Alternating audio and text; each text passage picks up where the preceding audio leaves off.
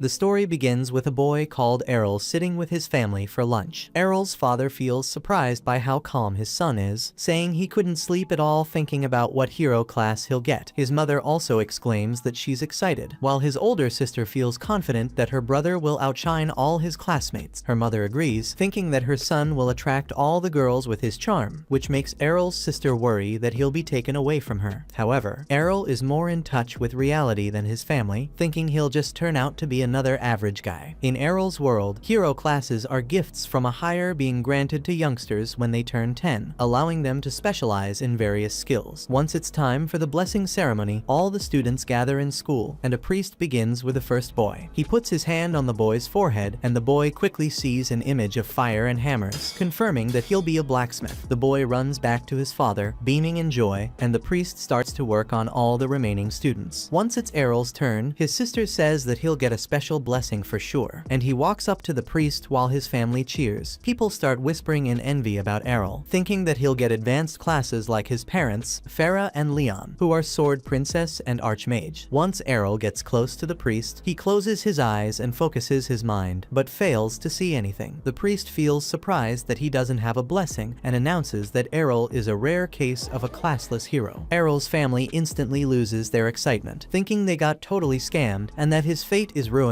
as a talentless failure. The next day, Errol gets to practicing ordinary swordsmanship. His parents assure him that they won't kick him out of the house. Errol tells them that he's doing fine and just doesn't want to be a freeloader, while his sister promises to keep supporting him. Seeing how concerned his family is, Errol once again reminds them that he has always been practicing swordsmanship with his mother, so he can still be useful despite not having a class. However, he thinks that his mother is an awful teacher because she always blows him away in training with her incredible strength. As he finishes his explanation, Errol's mother feels happy that her son is so wise, while his father thinks that he might actually be able to get a real job. Seeing them all fawn over him, Errol gets sick of his family's attention and leaves to train. As he walks into the training ground, Errol finds two swordsman class students dueling it out with their swords. While fighting, the boys notice Errol and ask what he's doing here without a class. He calmly tells him that he's going to train just like them, but the boys tell him that they're only having fun with their swords since they don't have to train because of their class. Then, they offer to show Errol how much skill they have gained from their class, and start sparring once again. While watching them fight, Errol notices how smooth their movements are because of the swordsman class, and asks them to fight him. One of the boys laughs at his audacity for challenging him without a class, but Errol thinks that he doesn't need one, feeling insulted. The boy accepts Errol's challenge to teach him a lesson. Before fighting, the boy asks Errol to make sure he still has the protection blessing, which is a temporary shield everyone gains at birth that recharges when the user isn't receiving damage. Errol nods and confirms that he won't lose his life to the boy's powerful attacks and tells him to get ready for the duel. Enraged by his constant taunting, the boy charges at Errol and swings his sword, but he easily parries it to his shock. Then, Errol dodges another slash before locking the boy in a parry. The boy's partner thinks he's just having fun and tells him to finish the match, but he tells him that Errol isn't so easy to fight. As they continue trading parries, the boy realizes he can't beat Errol on his own, so he cheats and asks his partner to gang up on him. The other boy jumps at Errol from behind, but he senses the attack and dodges it. Watching the two boys argue with each other, Errol realizes that their class doesn't help the boys with their teamwork, and he swoops in to finish them both off. The boys notice him coming, but suddenly, Errol vanishes from their sight before coming under one of them and knocking him clean out with a jaw punch. As his teammate falls, the other boy rushes to attack Errol, but he trips on his own friend, giving Errol the chance to knock him out as well. With both boys on the ground, Errol calmly announces that he won the fight, but they get angry and claim that he attacked them while their guard was down. As they ask Errol for a rematch, he easily agrees, but before it starts, a boy behind them warns the others not to try it, reminding them that they can't make cheap excuses like that if they fail on the battlefield. After the red-haired boy tells them they're a disgrace to all swordsmen, one of the two boys tries talking back to him, but his friend reminds him of red-haired boy's high status. The redhead then walks up to Errol and asks if he's the son of Sword Princess Farah. When Errol nods, the boy praises him for learning some solid swordsmanship from his mother. However, he reminds Errol that the two swordsmen he took down are just inexperienced children as he points his sword at him, challenging him to a real fight. The boy declares that he'll prove the real power of the swordman class, while the two other boys wonder if he's the village security captain Evan's son. The boy confirms his identity, and Errol remembers that his father used to contact his mother to hunt monsters. Errol thinks that the cute boy looks nothing like his father, and wonders if he'll also turn into a gruff-looking man. The boy's shoulders start trembling as he praises his father for being a powerful swordsman and wise mentor. He thinks it's unfair that, despite his father's great qualities, Errol's mother unfairly stole away his father's title of the village's strongest swordsman. At his jealous words, Errol realizes that the boy is just taking out his frustration on him because he hates his mother, and the redhead feels embarrassed to get called out, but asks Errol if he thinks the same. Errol confirms that his mother is the strongest person in their village, but the boy tells him that he inherited the best swordsman talent from his father, so he'll defeat Errol to prove that his family is superior. After calming down, the boy tells Errol that he already became a swordsman a year ago and has been training hard under his father ever since. With his dedicated practice, the boy thinks he has no chance of losing. However, Errol reminds him that he also received guidance from his powerful mother, so he's not going to lose against him. Both boys raise their swords to begin the fight, and the redhead attacks first. Errol parries his attack and strikes back, and they both engage in a fierce battle. Watching them exchange blows, the other two boys feel shocked that Errol is keeping up with the redhead despite being classless. Watching the boy swing his sword, Errol admits that he's much stronger than the other two, but his moves are driven by anger. Errol waits for him to slip up and attacks once he gets an opening. However, the boy unleashes a twin slice skill, which drives Errol back into a wall. The redhead feels surprised that his first slice was blocked, but notices that Errol got injured by the second. Finally losing his calm, Errol asks about the boy's ability, and he explains that it's a swordsman class skill that can't be blocked by someone classless. However, Errol feels determined that he can learn to block it with enough practice, and the redhead praises his resilience. A few days later, Errol's sister watches him snore late in the morning and tries to wake him up with a kiss. He gets up before she can touch him, coldly knocking her away with his head. Errol's sister gets offended and demands an apology kiss as he leaves his room to get breakfast. Their mother smiles and serves breakfast, and the family sits down to eat together. Errol's sister asks him if he's going to train again, and he nods. This angers her, and she tells him to take it easy and let her support him. However, Errol ignores her and gets up to leave, and his sister wonders why he's been going out to train daily ever since he returned home beaten into a pulp. Farah reassures her that Errol will be fine, explaining that they have a secret she doesn't know. She takes her daughter outside and opens a chest full of broken swords, revealing how hard Errol has been training the past few days. While his sister feels surprised, Errol's mother feels happy that her boy got inspired after dueling with other kids. Errol's determination also cheers up his sister, but she still wants to create a world where classless people like him aren't discriminated against, while her mother smiles at her noble goal. Meanwhile, in a forest, Errol whacks at a training target on a tree before backing up for an attack. He then unleashes a twin slice just like the redhead and feels satisfied with his power. While Errol thinks getting beaten up by the redhead was worth it, a goblin silently stalks him in some bushes. It jumps out to attack with its club, but Errol turns around and defeats it with a twin slice. While Errol feels happy with his skill's power, a large monster roars behind him. He turns around to report the monster's appearance to village security, but stops after hearing a panicked scream. Finding the scream familiar, Errol turns around, thinking that he doesn't have time to call security before that person gets hurt. He grabs his sword's handle and runs into the forest, mentally assuring himself that he'll be fine. Once he gets close to the source, Errol peeks from a bush and finds the redhead with a bloodied arm. Then, he notices a giant hobgoblin looming over the boy and wonders why it appeared. Errol then realizes that the redhead was also practicing like him and defeated some wild goblins, which attracted the leading hobgoblin. While the hobgoblin backs the boy into a corner, Errol gets behind it and prepares to launch his attack from the best angle. Errol takes a deep breath to prepare, and the redhead thinks that it's game over for him. The hobgoblin raises his club for the finishing blow, but suddenly, Errol cuts it down with a twin slice attack. After the monster falls to the ground, Errol thinks he has finally mastered the technique's footwork. The redhead tries to walk, but he stumbles into Errol's arms. Noticing that the boy lost his protection blessing, Errol asks if he has any holy water to heal his wounds. The boy silently looks at his smashed water bottle on the ground, so Errol offers him his own holy water. After he drinks the water, his wounds disappear, and the redhead feels annoyed by how strong Errol has gotten. Errol notices that his energy has returned, and the boy thanks him for his water before asking again about his powerful skill. Errol calmly reminds him that it's just a twin slice, but the boy asks how he learned it without a class. Knowing that ordinary people can't learn special skills, Errol explains that he pushed his training to the limits for this one. The redhead feels confused, so Errol explains that he learned the skill by adjusting to its timing and footwork. Then, Errol tells the redhead that he was the most important resource, since he helped him understand the skill after beating him up dozens of times with it. While the boy feels overwhelmed by this information, Errol tells him that he's been training the twin slice skill to defeat him in their rematch. Feeling impressed by Errol's dedication, the redhead accepts his rematch challenge. Errol asks him if he's sure, but the boy tells him it's the least he can do after he saved him and healed his wounds. Errol feels surprised that he knows how to repay favors, and the boy feels insulted by his low opinion of him. Soon, both boys get ready with their swords and begin their duel with a twin slice at the same time. While feeling shocked that Errol blocked both of the slices, the redhead gets hit by a surprise attack. He wonders what it was, and Errol tells him that he added a third slice. The redhead reminds Errol that it's called twin slice, but Errol explains that because he didn't get a predefined skill from a class, he can mold his technique into whatever he wants. He reveals to the boy that this was his first time successfully using the third strike, which leaves him even more frustrated. The redhead thinks that a swordsman's skill isn't supposed to lose to anyone, so Errol tells him he'll prove it in another match. Both boys raise their swords again, and the redhead calms down, thinking that he has a speed advantage over Errol. As both of them unleash their twin slices, the redhead watches for Errol's third slice. However, the third slice's speed still catches him off guard and knocks him down despite getting blocked. Errol points his sword at the defeated boy and tells him that this result was only to be expected. The redhead asks him why his third strike is so fast, so Errol explains that he learned the trick from him as well. Errol reveals that he controls his first two strikes to be slower and applies all his strength to the third strike to catch the opponent off guard. Feeling completely outclassed, the redhead gnashes his teeth in defeat, and Errol walks away victorious. A few days later, as Errol's family is having dinner, Farah reveals that Evan's son has left to train at Brescia. Surprised by this news, Errol asks what Brescia is, and his mother explains that it's the city of swords. She tells him that she used to train at a guild there before her marriage, and Errol feels excited to visit the city and explore his full potential as a classless hero. 5 years later, an older Errol heads out to Brescia city on a carriage. While passing a forest, the carriage driver informs everyone that they'll soon reach Brescia after climbing a hill. A woman riding the carriage asks her fellow passengers if they're all headed for the same place. A barbarian swordsman responds coldly to her, so she asks why he's so angry. The barbarian points at her trashy outfit, so the girl explains that less clothing is best for her dual swordsman class. Both swordsmen butt heads in anger, and the carriage driver glazes the offensive power of their advanced classes. He suddenly stops the carriage as a horde of wild orcs appears in front of them, and asks the two of them to prove their power. Losing their previous bravado, both swordsmen crap themselves in fear as the orc king stands up. A commoner lady grabs the boy's arm in fear, but he shoves her and runs for his life. As the woman also escapes, the carriage driver decides to flee as well. However, Errol quietly steps up and dashes into the orc horde. As Errol starts ripping the orcs apart, the carriage driver notices his blink dash skill. However, as the orcs surround Errol, the carriage driver thinks that Errol can't escape. Suddenly, Errol spins in a tornado and cuts down all the orcs. Much to everyone's shock, the driver instantly realizes that Errol's blade dance skill is the legendary Sword Princess's signature technique. He wonders how Errol can use this technique since Sword Princess is a female class. In front of the driver, Errol avoids the Orc King's heavy weapon and jumps over his head. He drives his sword straight into the beast's skull, and it lifelessly crumples to the ground. Afterward, Errol returns and asks the driver to take him to Brescia. When Errol says he wants to get stronger over there, the driver points out that he's already too overpowered. An excited passenger boy asks Errol about his class, and he stuns everyone by revealing he's completely classless. It turns out that 5 years ago, Errol showed his mother the twin slice skill he learned from the redhead. His mom thought she was dreaming, but Errol explained that he was learning skills even without a class. Then, Errol asked her to teach him the Sword Princess skills before he went to Brescia for more training. Errol's mom was starstruck by her son's talent and quickly started bragging about him to the rest of the family. Errol's dream ends abruptly as the carriage driver wakes him up in Brescia. Errol notices all the swordsmen around him, detecting many advanced swordsmen as well. He asks the carriage driver about his class, but he acts like he's just a normal guy. Errol points out that the carriage driver perfectly understood his swordsman skills, so he must be pretty strong himself. Feeling exposed, the driver explains that he's actually an advanced holy knight, so Errol asks him why he's doing carriage rides. The driver explains that whenever he gets tired of fighting, he takes breaks by taking normal rides. Errol nods, understanding that it's important to take breaks from training as well. Then, the driver advises him to join a sword guild to start out. He reveals that the city holds holds many swordsmanship tournaments where he can win some good money. As the driver points out that Errol can't participate without a guild membership, he nods and agrees to the plan. Errol feels excited to fight against stronger opponents, but the driver warns him to watch out for some bad guilds out there. Once the driver leaves, Errol turns around and heads into the city. He finds the Cavalry's guild recruiting knight swordsmen and a sword road guild open to everyone. Suddenly, a girl runs to hug Errol, but falls flat on her face as he avoids her. She wonders how he dodged her without even looking, thinking he's very powerful since he can detect her. While Errol feels confused, the girl asks him if he wants to join a guild. After he nods, the girl quickly begins a sales pitch for her new guild. She shows him the contract, but Errol leaves her without a word. The girl grabs his belt and asks why he's leaving, so Errol tells her she looks too desperate. He thinks that her guild must need new members because it's weak, and the girl tries acting like they're a famous top guild. Errol refuses to get scammed, so the girl introduces herself as Lilia and offers to go on a date with him if he joins. Errol tells her he's not interested, and the girl is left speechless. He thinks she's just like his older sister, acting like hot stuff with a cutting board flat chest. Then, he asks Lilia about the biggest guild in Brescia, and she gets angered by his disrespect. Sighing to calm down, Lilia tells him that Black Blade is the strongest guild with 8 ranked swordsmen. She tells Errol about their location, and he heads over to their large headquarters. A guard approaches him, asking what he wants. Errol tells him that he wants to join the guild, so the guard tells him to take a test. Errol follows him and lines up to wait for the test registration. Once it's Errol's turn, the receptionist explains that his guild only accepts advanced classes. When Errol tells him he's classless, the receptionist rudely laughs and tells him to leave. Behind him, the other swordsmen start whispering about him, and Errol asks the receptionist if he can take the test since he's confident in his abilities. However, the receptionist refuses, saying he can't change the rules. Suddenly, the room lights up as some ranked swordsmen enter the room, and Errol decides to try his luck elsewhere. He tries visiting other guilds, but all of them refuse him without a second thought. Afterward, Errol feels discouraged since he wasn't allowed to attempt a single test. Then, he remembers that his mother gave him a letter of recommendation to help him join her old guild. At the time, Errol thought she was just being overprotective, but he now realizes that she knew he'd get rejected. As Errol decides to join his mom's guild, Lilia appears again, but he ignores her and leaves. As he walks through the city, Lilia keeps begging him to join her and save her guild. Errol continues refusing her, so Lilia offers to lick his boots to convince him. However, he leaves her in front of the disgusted townsfolk, and Lilia vows never to give up. After Errol finally finds the guild's location, Lilia catches up to him again. She tells him that he's welcome to join them and points to the massive headquarters. Errol wonders why her guild is so weak despite being so big, and she reveals that they've lost their past glory. However, Lilia is confident that she can restore the Dragon Fang guild led by the Dual Swords King. At this name, Errol recalls that his mother was also in the same guild in her youth. He finally agrees to visit, so Lilia takes him inside and leads him to a seat. Suddenly, Lilia's drunk dad pops out from the sofa, and she gets angry at him. Lilia reminds him that the doctor prohibited him from drinking, and they don't have money for alcohol anyway. However, her dad doesn't care, and Errol realizes that he's the Dual Swords King. As Errol notices the man's missing arm, the man tells him to leave the guild since it's going to be finished soon. Lilia tries to stop her dad, but he ignores her and walks out. She tells Errol that her dad was one of the top swordsmen in Brescia, but his career ended after he lost his arm. She thinks that Errol definitely won't join their shabby guild now, but he actually decides to join. Lilia thinks she's dreaming, but Errol reveals that the other guilds will reject him anyway. She happily shows him the guild contract, and he sits down to sign it. Once done, he hands the contract to Lilia, who finally learns that Errol doesn't have a class. Lilia thinks that Errol is pranking her, so he shows her his class certificate. After taking a closer look, Lilia calmly gets up and draws a sword before threatening to give Errol the deceased class if he doesn't immediately leave the guild. He asks why Lilia wants him to leave, and she angrily points out that she needs actual swordsmen for her guild. Recalling how Errol humiliated her, Lilia gets frustrated that she got bullied by a classless piece of trash. Then, a woman named Rionur enters the room, and Lilia quickly jumps into her arms. Lilia tells her that a classless jerk tried to scam her, and Rionur instantly recognizes him. Errol feels confused that Rionur knows him, so she tells him that they're from the same hometown. She reminds him that they sparred in their childhood, but Errol still doesn't remember her. Then, Rionur tells him they met 5 years ago, but Errol says that he would never have forgotten a beauty like her. While Rionur's face turns into a tomato, Errol finally remembers fighting a red-headed boy, but Rionur reveals that she is actually Captain Evan's daughter and only child. Errol apologizes for not recognizing her, and Rioner thinks that she probably looks different because of her long hair. Thinking it's not the hair that changed, Errol looks at Rioner's chest, while Lilia asks her if he's the classless boy who defeated her. When Rioner nods, Lilia feels shocked that it's him. Rioner tells her that she won't lose this time because she's gotten much more powerful. Still upset by her previous loss, she challenges Errol to a rematch for old time's sake. The girls take him to the guild's training ground, and Lilia still feels surprised that Rioner would fight a classless nobody. However, Rioner admits that Errol is very powerful and feels determined to defeat him. Once both swordsmen get on the field, Lilia acts as the referee and starts the match. Rioner begins with a twin slice, and Errol thinks he can easily stop it. However, the slices ignore Errol's attack and hit his body. He wonders how Rioner got through, and she throws down her heavy sword. Rioner explains that the sword is 5 times heavier than usual, so he can't counter her attack with the same technique. After she reveals that her brute swordsman class boosts her attack power, Errol feels shocked and blocks her attack. He praises Rioner's incredible progress as she continues her onslaught. Errol steps back and admits that he'll lose if he continues facing her head-on. He wonders why Rioner is exposing her secrets, but she says that it's worth it to defeat him. Then, Errol tells her that she can't hit him with her speed, and she charges forward to punish him. Rioner deflects Errol's sword and strikes at his body, but it vanishes into an after-image. To Rioner's shock, he appears behind her and strikes her neck. She wonders how he dodged her attack, but Errol reminds her that it was just a shadow. Knowing that the shadow skill is a supreme swordsman technique, Rioner is stunned. She tries attacking Errol again, but he dodges everything, saying that the technique is as easy as just moving really fast. Rioner feels insulted by Errol's simplified explanation, and he tells her that it took a lot of effort to master the technique. He vanishes and strikes her with another blow, but notices that his attacks aren't damaging her protection barrier. Rioner grins smugly and reveals that power swordsmen have boosted defense. She tries attacking again, but Errol sidesteps her and hits back with a counterattack. As he reveals he learnt this counter from his mother, Rioner collapses in defeat. Watching the battle, Lilia feels shocked, but announces Errol's victory. Rioner feels frustrated that she lost despite getting stronger, and Errol praises her for her skills. However, he points out that he's just stronger than her, and Rioner starts crying. Lilia quickly rushes to comfort her, angry that Errol made her cry. He feels confused why she's crying even though he praised her, and Rioner acts like she didn't cry. Before running back to the guild, once she's inside, both he and Lilia hear her bawling about losing, even after all her training the last 5 years.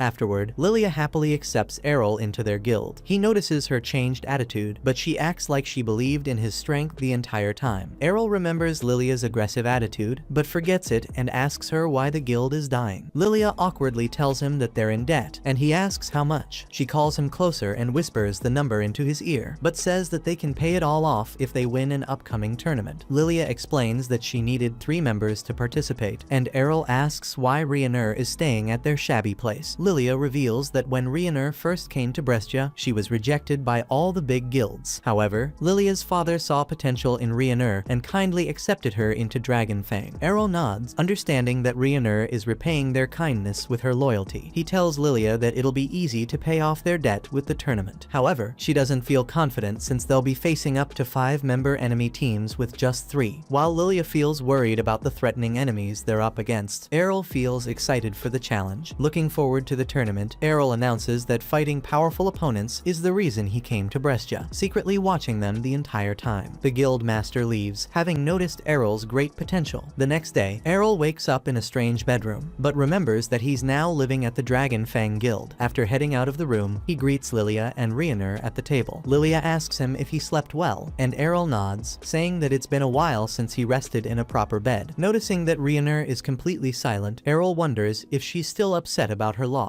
Lilia interrupts his thoughts, saying that they're finally eligible for the guild tournament. Excited, she announces that Dragonfang is signed up and ready for battle. Curious, Errol asks her if the money from winning will be enough to cover their debt. Lilia nods and explains the competition rules. As she reveals that they need to eliminate all enemy guild members to win, Rioner feels worried that they'll face tough competition with a disadvantage in numbers. However, Lilia feels optimistic since there's a low chance they'll encounter powerful or ranked swordsmen. As she feels feels happy they've got 2B ranked swordsmen of their own. Errol gets confused by the strange rankings. Rhaenyra scoffs at Errol for being so ignorant, and Lilia tells him that swordsmen's rankings start from D up to A based on their strength. She also reveals that there are only 20 ranked swordsmen in Brescia, and both Rhaenyra and she are B ranks. Even though Errol defeated Rhaenyra, Lilia doesn't suspect him of being a ranked because of the huge strength gap between the two ranks. Suddenly, she remembers that the battle pairings for the competition are about to be announced, and leaves to check them. After Lilia leaves, Rhaenyra also gets up, and Errol asks where she's going. When she says that she's about to train, Errol asks Rhaenyra to confirm that she's a power bladesman. He asks if she has other skills aside from her main class, so she tells him about the Guts ability, which enhances her protection barrier. Wanting to learn the ability, Errol gets up and takes Rhaenyra's hands, as she thinks Errol is being romantic. He suddenly asks her to beat him up with her sheathed sword. Errol tells her that they can grow closer together this way, but Rhaenyra tells him she's not freaky enough for such a relationship. Errol explains that he's just trying to learn her Guts ability. He thinks that since the ability enhances a person's capacity to endure attacks, the best way to learn it is to get repeatedly beaten up himself. Rhaenyra reminds Errol that he can't just learn her skills because they're a blessing from the goddess. However, he reminds her that he also learned the twin slice and shadow skills, and Rhaenyra grows silent. She takes him to the training ground, where Errol asks for her heavy sword, thinking he doesn't have the strength to wield it. Rhaenyra gets shocked as he effortlessly pulls out the sword. Errol tells her that this is the result of countless hours of dedication, and he feels confident he can learn the Guts ability with them. Rhaenyra finally recognizes Errol's hard work and decides to teach him the ability. As she reminds Errol she won't go easy on him, he feels glad that he got such a powerful woman from his hometown. Flustered by his comment again, Rhaenyra raises her sword and begins their training. As they train, Lilia comes rushing down, panicking about their first opponent. She starts crying that their first match is against Black Blade, who are literally the strongest guild in the entire city. Knowing that their leader, who is called George, is a complete scumbag, Lilia thinks that he'll try to crush them without mercy. However, she still decides to fight back against her destiny and prepare their best for the tournament. When Lilia finally notices Rhaenyra beating up Errol, she thinks that they're fighting because of bad teamwork. Rhaenyra explains that it's just some special training, but Lilia keeps thinking that she's taking her frustration out on him. Exhausted, Errol gets up, complaining about his hunger, but Lilia tells him to take some holy water first. As the days go on, it's finally time for the tournament. Errol feels impressed by the huge coliseum and the large crowd, and he listens to some spectators whispering about their match. They feel excited to see two large guilds fight, but decide to bet on Black Blade since the shoddy Dragon Fang can't win. Lilia gets ready to give them a piece of her mind, but Rhaenyra stops her before she can make a scene. Errol is surprised that they've got betting pools at the tournament, and Lilia gets a malicious smirk as she realizes that their betting odds are 20-1. Errol gets impressed by the number, and she angrily reminds him that nobody thinks they'll win. However, Lilia thinks that the betting is a great opportunity to scam people for money if they can somehow win against Black Blade. Knowing that they won't get out of debt if they lose the match anyway, Lilia reveals that she mortgaged her house and bet all their life savings on their own guild. Rhaenyra thinks that there's a higher chance they'll lose, but Lilia thinks they're already at rock bottom anyway. Suddenly, George praises Lilia for guarding her dad's guild so passionately. He asks her about the classless hero she recruited, and Lilia thinks he's trying to mock her. Lying through his teeth, George claims that he's simply sad to see the decline of his rival guild. He mocks Lilia, saying that he specifically arranged their match because everyone would be excited to see the old strongest guild versus the new strongest. George also tells her that he gave her a great chance to make money from the betting, but laughs since he knows there's no way she can beat his ranked swordsman anyway. As Lilia tells him they'll definitely win, George leaves her fuming. Errol notes how sly George is, noting his mockery through sweet words. Afterward, once it's time for the match to begin, the announcer starts setting the mood. As the crowd erupts into cheers, Errol notes that George won't be fighting them. He thinks that the leader might actually be merciful, but Lilia reminds him that all of his members are ranked anyway. Rhaenyra also thinks they're not going easy on them, so Errol gets excited to see the skills of stronger swordsmen. Soon, the announcer calls for the first match between Black Blade's Geo against Dragon Fang's classless Errol. As he walks into the arena, the crowd starts whispering about him. The crowd wonders why Dragon Fang sent a classless weakling to get humiliated, and Geo thinks the match is just a waste of his time. The announcer starts the match, and Geo instantly teleports in front of Errol and stabs him with his pole. Lilia gets worried for Errol, but Rhaenyra reminds him it's just a shadow. Seeing the shadow disappear, Geo's cocky grin falters, but he turns around and stabs the body behind him. However, he finds out that that it's another shadow, and notices 2 Errols standing in the arena. Geo thinks that he can just take both of them out with a blink dash skill, but he is surprised to see a third one behind him. As the 3 shadows charge at him, Geo takes them all out, but the real Errol easily appears under him and defeats him with 1 blow. Geo crumples to the ground, wondering how Errol can create 3 shadows, but Errol tells him that his mother can create 5 of them without even trying. With Geo down, the announcer declares the victor, and the crowd roars with applause. Lilia also cheers for Errol, while Rioner is shocked that Errol can take down an Aranker so easily. As the medics carry Geo away, Errol thinks that he still needs more practice before he can copy Geo's critical strike. Meanwhile, the crowd feels shocked that he can outperform a swordsman while being classless. As George silently watches, the next match begins. The Black Blade's next swordsman slashes at Errol, but he easily blocks his opponent's attacks. Then, Errol easily cuts him down with a twin slice skill and wins the match. In the next match, Errol's opponent tries to use a dagger with close combat, but he appears behind him like a ghost and knocks him down. Even Errol's teammates feel surprised he won 3 straight matches, and Rioner asks Lilia why she isn't fighting. Lilia knows that there's no way she can win, so she decides to keep cheering for their star. She gets Rioner to cheer with her, and they watch Errol fight a shield bearer. Errol easily avoids the opponent's attacks, who thinks that he's lying about being classless. Errol praises his opponent, saying that he needs to gradually wear him down since he can't break through the shields. However, the man reminds him that a classless hero shouldn't even be able to do that. Errol tells him that he put in the hard work to get where he is, but the shield bearer thinks that classes can't be overcome with just hard work. He pretends to attack Errol with his sword, but uses it as a feint to charge with his shield. However, Errol predicts it and counterattacks with his foresight skill. The counterattack knocks the shield away, and the man is shocked, thinking he learnt it from his previous opponent. Errol thinks there's still a long way to go before he can master the counter, but he can use it in battle after seeing it. He uses the counter kick on his opponent again, who remains shocked that he can learn so quickly. Then, Errol walks over to the shield and picks it up, angering his opponent. He charges at Errol to punish him, but he easily sidesteps it and takes him out with his own shield counter. After the announcer declares Errol's 4th win, the crowd starts doubting if he's truly classless, and the tournament organizers demand to see Errol's class card to confirm. Errol agrees to submit it, so the announcer takes his class card, places it into the crystal ball, and everyone quiets down once she verifies he's legit. George starts feeling the pressure of loss, while even Rioner starts hoping that they can win their match. Lilia feels upset that she didn't know about Errol's full strength earlier. Otherwise, she would have sold off her family heirlooms to bet even more money on themselves. Rioner says that she didn't expect him to grow this much, and wonders how Errol trained the last 5 years. Meanwhile, Lilia gets ready to marry him, thinking that no matter what happens to the guild, she can always rebuild it if she has him by her side. As Lilia continues her dark plans, Errol feels unsettled by her malicious aura. Finally, the announcer introduces Black Blade's final swordsman, called Master Masamune. Errol notices that Masamune uses a katana, and Rioner realizes that he's a rare samurai-class swordsman. Knowing that Masamune has never fought in public before, Lilia thinks that he's the Black Blade's ace for this tournament. As the match begins, Masamune calmly reaches for his sword, and Errol feels pressured by his calmness. Noticing Errol's hesitation, Masamune smiles and confirms that he's waiting for him to get close so he can use his ultimate technique. After hearing his provocation, Errol starts walking towards Masamune, who feels surprised. He explains that they can't just stay standing like trees for the entire match, and he also wants to see Masamune's strongest moves. Masamune chuckles, saying that Errol won't have time to react or watch if he unleashes his ultimate technique. However, Errol remains confident in his own speed and continues walking. He notices that Masamune's sword is still in its scabbard and wonders if he'll unleash the final attack in just one strike. Errol thinks about using shadows, but decides against it since Masamune is too focused to be fooled by them. He stops right in front of his opponent, knowing that one strike will decide their match. Both boys hold their breaths, and as Errol takes his final step, Masamune instantly strikes with a lightning-fast attack. However, Errol disappears right in front of him, and Masamune feels shocked since he moved so fast with his real body. Behind him, Errol praises Masamune for his speed, but tells him that the person who trained him is much faster. He unleashes a piercing tempest, which overwhelms Masamune and knocks him to the ground. Rioner and Lilia are stunned as they recognize the Sword Princess's finishing technique, while the crowd feels disbelief that he won. The announcer seals the deal, and everyone starts screaming at the Black Blade for wasting all their money on the bets. Both of Errol's teammates celebrate their victory, and Lilia tries to hug Errol when he returns. He avoids her and lets her fall, explaining that it was just a reflex reaction reaction to protect against his older sister. Then, Lilia cheers up, thinking about all the money, and Errol notices Rhaenyra with her arms open. She realizes her embarrassing pose and gets flustered, but Errol tells her that he'd like to hug her without the armor. Lilia offers to fulfill his desires, but he lets her fall again, while George gnashes his teeth, preparing to avenge this humiliating defeat. Afterward, Dragon Fang heads back home to celebrate their victory. Watching Lilia drink real alcohol, Errol is surprised that she's already an adult. Knowing he doesn't drink, Rhaenyra offers him some juice, while Lilia suddenly asks Errol to marry her. He refuses her without hesitation, saying that he'd rather marry Rhaenyra instead. Lilia is stunned and Rhaenyra gets embarrassed, thinking he's just joking. He asks her why she doesn't believe he'd like her, so she explains that everyone sees her as a tomboy meathead. Recalling her childhood, Errol agrees, but thinks that she has grown up into an attractive lady. However, Rhaenyra tells him that she's too focused on swordsmanship to care about romance. Seeing her reject Errol's advances, Lilia takes the chance to flirt with him. To her shock, he decides to practice it with Rhaenyra instead of her. Once their celebration is over, Errol goes back to training the guts ability with Rhaenyra. After a good dose of beating, Rhaenyra tells him that it won't work. Refusing to quit, Errol tells her that he needs to keep being beaten half to death in order to develop the guts ability. He says that Rhaenyra is the perfect partner for the job, but she doubts whether she can help him pull it off. Watching Errol's reckless training, Lilia complains about his careless methods. Suddenly, her dad appears, thinking that Errol is just venting his anger after losing his tournament match. When Lilia tells him that they actually won against the strongest guild, Rod thinks they must have sent some weak teammates as a joke. In response, she explains that Errol actually defeated 5 ranked swordsmen in a row. Her dad is silenced, and Lilia thinks that they can now pay off their debt with the money. However, her pessimistic dad thinks that Errol will just be stolen by a better guild with more resources, so Dragon Fang will remain dead. His negative attitude annoys even Errol, who tells him that he's just a spineless failure who quit despite having an arm he can wield a sword with. Errol's insult hits Lilia's dad's weak point, and he grabs his shirt in rage, screaming that he literally can't use half his skills now as a dual wielder. After Errol points out that he's a classless guy himself, so skills don't matter to him. Lilia's dad finally calms down and leaves after releasing him. After he leaves, Errol sighs, thinking Rod has huge potential even without half his skills. Lilia thanks him for giving her dad some motivation, and both Rhaenyra and Errol think that Rod can return to the ring with some more encouragement, seeing them eager to see powerful skills. Lilia suggests that they should go to a dungeon. Errol doesn't know anything about dungeons, so Rhaenyra explains that there's a huge monster dungeon right below the city of Brescia. The idea of fighting monsters gets Errol excited, and Rhaenyra also decides to go with him. She thinks that it'll be some good training for the upcoming Sword King Cup. Once again, Errol is clueless about the event, so Rhaenyra tells him that it's the biggest and most prestigious swordsman event in the city. To help him register, Lilia gives him a form, but Errol instantly tears it apart. Rhaenyra is confused why he doesn't want to fight in the event, so he explains that Lilia actually sneaked in a marriage form. After getting exposed, Lilia tries to act like it was just a prank, so Errol punishes her in a chokehold. Meanwhile, a strange woman watches the scene from a crystal ball, as George asks her about the situation. When the woman informs George about their plans for the dungeon, he starts grinning deviously, planning to take revenge under the dark dungeon's cover. The next morning, Lilia tries to kiss Errol in his bed. Sensing her disturbing presence, he quickly clamps her face to protect his innocence. As Lilia feels offended by his cold attitude, Errol calls her out for being a creep. Lilia starts questioning his manhood, but Errol just ties her to the bed and leaves her screaming in the room. He knocks on Rhaenyra's door, and she asks him if he needs anything. After getting her permission, Errol enters her room, but finds her peacefully talking in her sleep. In her dreams, Rhaenyra proudly tells her daddy that she has become a power swordsman just like him. Watching her happy expression, Errol realizes that she's a daddy's girl. While in the other room, Rod walks in on his daughter tied up like a misbehaving dog. Afterward, they all head out for the dungeon, and Errol is surprised that it's located within the city instead of a wild cave. Noting the huge crowd gathered at the entrance, Rhaenyra thinks that they're all going to train for the Sword King tournament. Once they arrive, Lilia explains that the teleportation portal at the entrance can teleport people to dungeon floors they've already explored before. Errol wonders if he can head to level 14 with Rhaenyra, but finds out that the teleport only works for the floors he has cleared himself. He feels upset that he has to start with the weakest floors, so Lilia offers to take him through the shortest route with her. Rhaenyra asks to go with them, but Lilia tries to drag Errol away so she can harass him in private. However, Errol also asks Rhaenyra to come with them, much to Lilia's frustration. Once they're in the dungeon, the group encounters some living armors. Errol pairs parries a hit from the first armor, but it quickly circles around him for a sneak attack. Surprised by the heavy armor's speed, he dodges the attack and slashes its helmet off. However, the armor's headless body turns around to attack, and Errol realizes that he needs to attack its legs to stop it. Lilia claps as he takes out the armor, but reels in shock when the haunted armor moves its hand. Then, Errol looks at Rhaenyra, who has taken out her opponent. She tells him that the armor could regenerate if they don't go to the next floor in time, and Errol thinks that a regenerating magic armor is perfect for sword training. Meanwhile, Lilia acts like she's exhausted from the fight, but Errol reminds her that she just stood there like a statue. She pretends like she just wanted to let him and Rhaenyra have some fun, and Errol asks about her class. Lilia proudly tells him that she's a fencer, and Errol recalls that a fencer can advance into the Sword Princess class. Already knowing the Sword Princess skills from his mom, Errol gets bored with Lilia and heads into level 2. However, they encounter an injured boy, who reveals that his team stumbled